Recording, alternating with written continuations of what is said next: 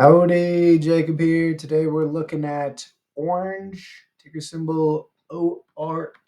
We're looking at a diversified telecommunications service industry. It's so interesting researching companies. This is why I love it. The fact that there's a $30 billion company out there that I just didn't know of, and its name is Orange. That's pretty cool. That's pretty cool. So 6.3% dividend yield, $31.2 billion market cap with a $52 billion enterprise value. Not an excruciating amount of debt, but still quite a bit net debt here. We're looking at 21 million, just under 21 million, billion, sorry, 21 billion in net debt. Look at their balance sheet. So 10 years ago had about 41.8 billion in long-term debt, and they're down to 33.9. So it's good to see that they haven't just increased it like crazy to fund whatever type of jazz they enjoy doing.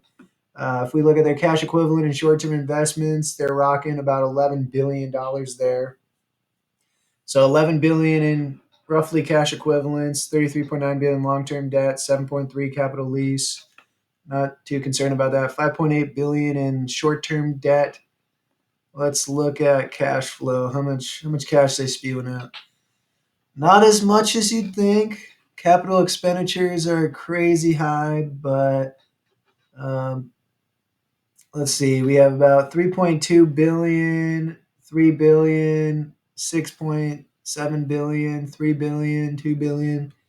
Maybe an average, let's say 3.5 billion free cash flow. I think 3.5 billion free cash flow. They can afford a 2 billion, less than 2 billion annual dividend payout. I think that that's pretty reasonable for a company as big as they are, as stable as they are.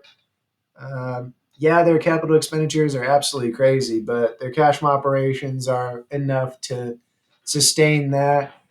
And it looks like investments pretty volatile. 2.6 billion in 2019, and then a 1.9 billion on investment or sell off, I guess. Not a whole lot of acquisitions. So a lot of their money has been going towards, at least recently, paying down debt and paying out a dividend. Which I mean, for the where the company's at right now, I mean, just a quick look, it's not a bad use of cash flow here. It seems like they don't have a whole lot of growth left of the business, considering they had 56 billion in revenue in 2013, down to 46 billion 10 years later now.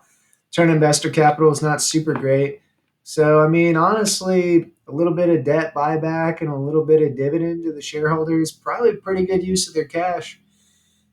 So, to me, that's a good sign. Means the capital allocation is going pretty well, and yeah, I think I'm ready to do some initial projections and assumptions here. So, revenue growth. Maybe I'll be just generous. Not saying 0% is generous, but let's say that they lose some business, but through inflation, they're able to keep it relatively flat.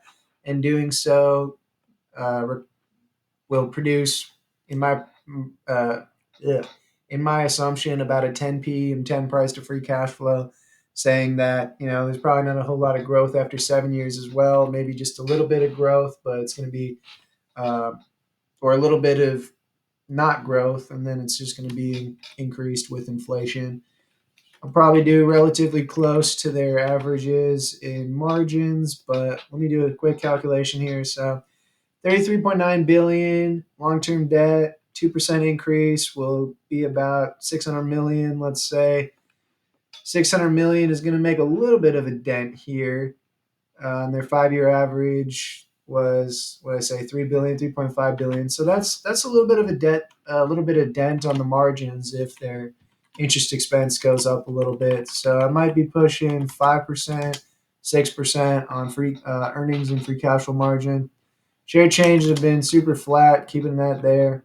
Like I said, they can afford the dividend, but again, they do have a good amount of debt here, and so um, I do want this company to any cash that they're not going towards paying out a dividend. If shares aren't stupendously cheap, then paying down debt should be a good a good use of cash. As making acquisitions, you usually overpay, and reinvesting into a business that doesn't have a whole lot of growth opportunities, likely with a low return on invested capital, probably not the wisest. So, paying out a dividend and then buying back, paying down debt, probably smart use of cash. I'm not going to increase it because, like I said, they have a lot of debt that I want them to focus on. But the dividend itself seems relatively safe to me. So I don't know if I think that they're going to the um, increase the dividend anytime soon. Personally, they might obviously, but that would require them to likely go into some more debt, and it sounds like they're focused on paying that down a little bit. So for me, it's just going to be wait until it gets to a price where I can get, that 6% yield plus a little bit of price appreciation in the stock price. And for me, it's going to have to fall about 43% before I do, almost 43% before I do more research and gets to that 15% return, given the following assumptions that I have laid out here.